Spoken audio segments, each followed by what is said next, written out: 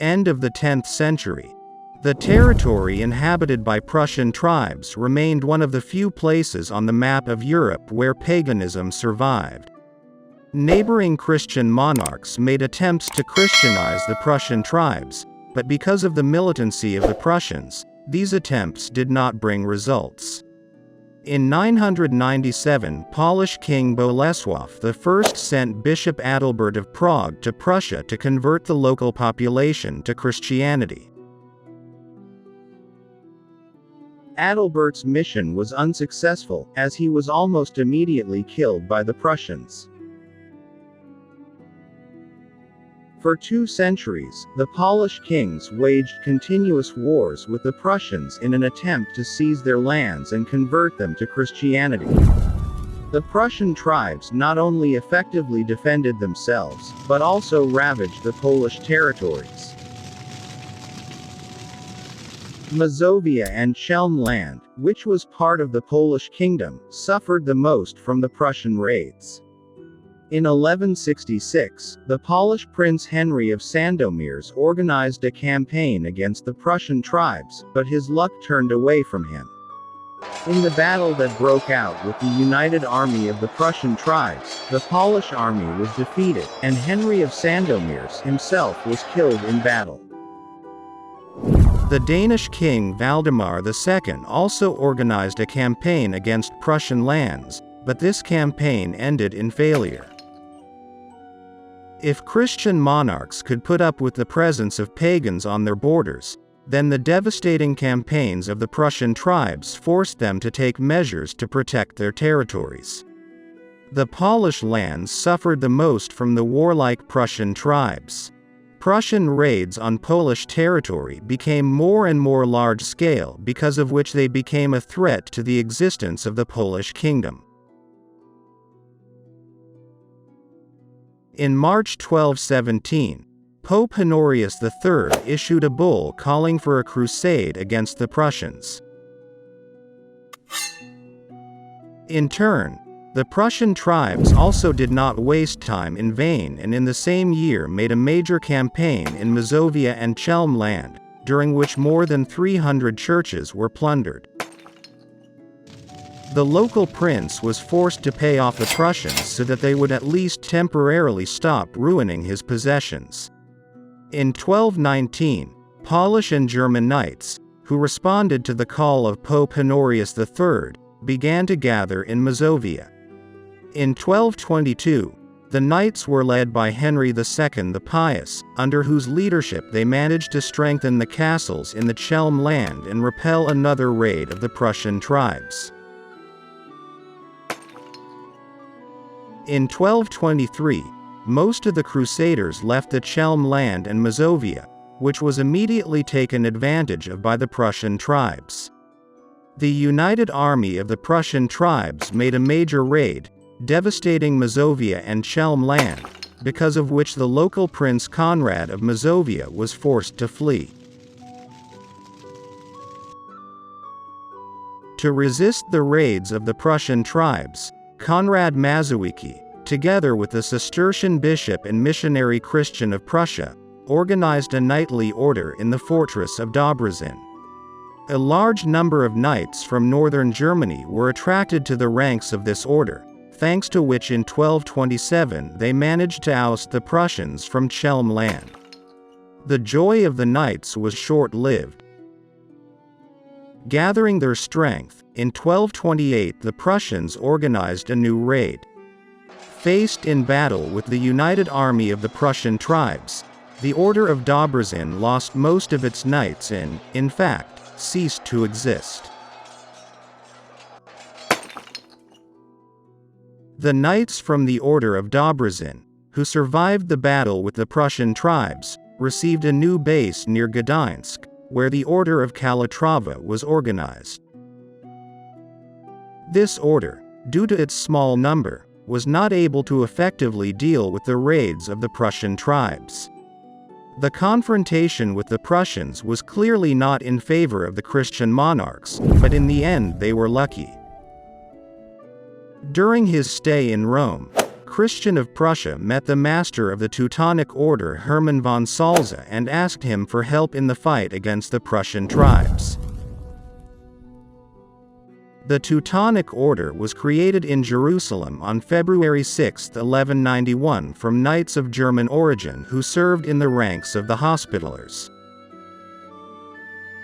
The proposal of Christian of Prussia interested the Teutonic master, since the order had recently been expelled from Transylvania and was in dire need of new lands. At the same time, Hermann von Salza wanted to organize a crusade led by the Holy Roman Emperor Frederick II.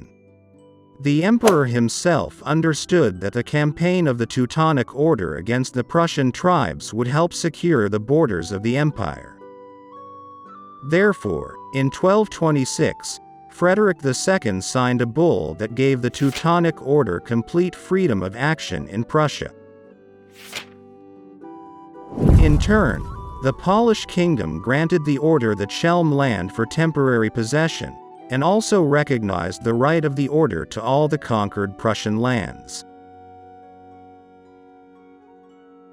In 1230, the vanguard of the order arrived in Mazovia, numbering about 150 soldiers, led by Conrad von Landsberg. Immediately after their arrival, the knights occupied Vogelsang Castle, after which they organized a small raid against the Prussians who lived on the banks of the Vistula River. In 1231, the Teutons received reinforcements in the form of 250 soldiers, led by Hermann von Bock. Since the forces for a full-fledged campaign against the Prussian tribes were clearly not enough for the order, he took up the construction of fortresses on the banks of the Vistula. The knights gradually occupied new territories, erected forts and fortifications, and also resettled colonists from the Holy Roman Empire. By 1232, thanks to the arrival of new knights, the military strength of the order had increased, which allowed it to begin preparations for a campaign against the Pomzan tribe, which was led by the leader Pippin. The army of the order, headed by Hermann von Bock, together with the Polish allies, advanced towards the castle of Rogow. The Crusaders stormed the castle, killing the garrison and capturing the local ruler. In order to save his life, the ruler of the Rogow castle helped the Teutons to capture by deception the leader of the Pomzans, Pippin, who was his brother-in-law. Inspired by the successes of the Teutonic Order, the Pope sent him reinforcements in the form of 5,000 soldiers, led by the Magdeburg Burgrave. In the winter of 1233, the Teutons organized a large-scale campaign in Pomesania. The army of the order collided with the united army of the Pomzans on the banks of the Surgun River. In the ensuing battle, the Pomesanian army was defeated, thanks to which eastern Pomesania came under the control of the order. In 1237, under the order of the swordsmen operating in Livonia, they were defeated in the Battle of Saul. Having lost a large number of knights, the order of the swordsmen was forced to become part of the Teutonic Order. Thus, vast territories in Livonia came under the control of the Teutonic Order. By the end of 1237, the Teutonic Order managed to establish control over western Pomesania, after which he began preparations for a campaign against the rest of the Prussian tribes. By the beginning of 1243, the Teutons managed to subdue the tribes of the Warmians, Natongs and Bartians. In 1250, the only unconquered tribe of the Prussians were the Sambians. The campaign of the Teutons against the Sambians was led by Heinrich Stang. In 1252, the Crusader army clashed with the united Sambians army. This time, luck turned away from the Teutons. In the ensuing battle, their army was defeated, and Stang himself died in battle. Since the order lost a large number of soldiers, the new master Popo von Osterna announced the start of a new crusade against the pagans. This time, a huge army was gathered for a campaign against the Sambians. Some sources claim that its size exceeded 6,000 soldiers, which is a lot for that time. The Czech king Přemysl Otakar II, the king of Germany Rudolf I, as well as the Brandenburg Margrave Otto III took part in the new campaign against the Sambians. In 1254, the Crusader army reached the Rudov Castle, which was defended by the Sambians' army. The numerical advantage of the Crusaders won them victory. In a battle near Rudov Castle, the Sambians' army was completely defeated, and the castle itself passed into the hands of the Teutonic Order. By the end of 1255, Sambia, like all of Prussia, came under the control of the Teutonic Order, but the Prussian tribes did not submit, and although they were waiting for the right moment to raise an uprising. In 1260, the army of the Livonian landmaster of the Teutonic Order was defeated in a battle near Lake Derb.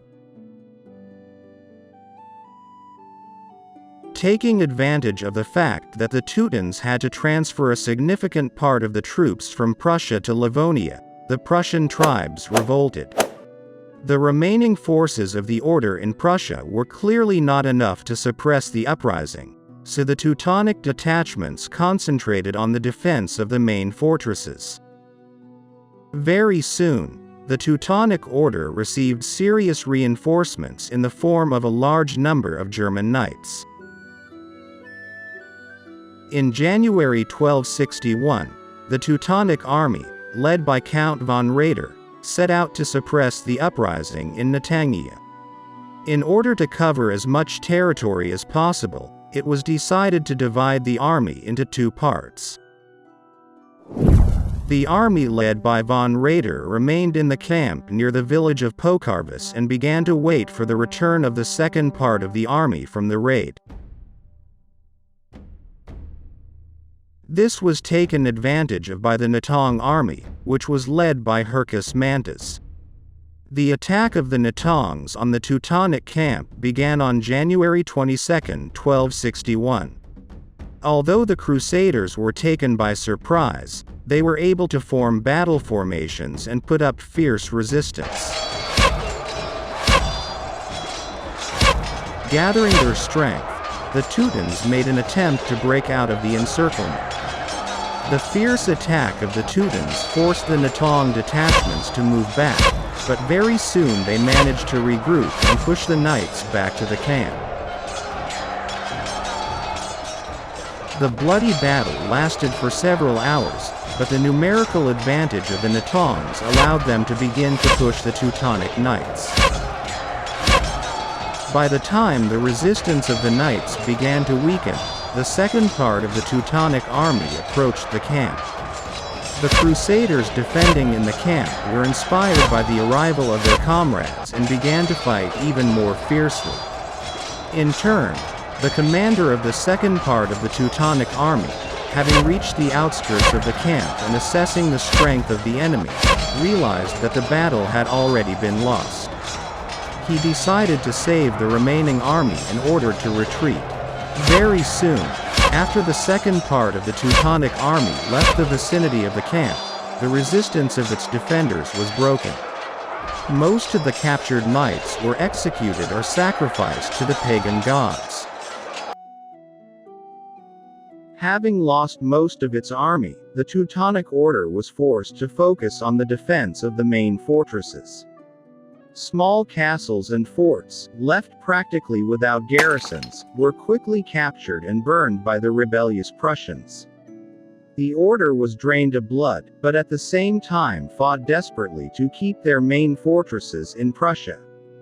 By 1265, the Teutonic Order managed not only to restore the size of its army, but also to significantly increase its military power. The rapid restoration of the military power of the order was made possible by the arrival of a large number of knights from the German lands, who hurried to Prussia in search of money and glory. In 1265, with the support of Duke of Brunswick-Lüneburg Albert I and Landgrave of Thuringia Henry III, a harsh suppression of the Prussian uprising began. The Prussian tribes fiercely resisted, but in 1272, after the arrival of additional forces under the command of the Margrave of Meissen Dietrich II, thicket of the scales finally leaned on the side of the order.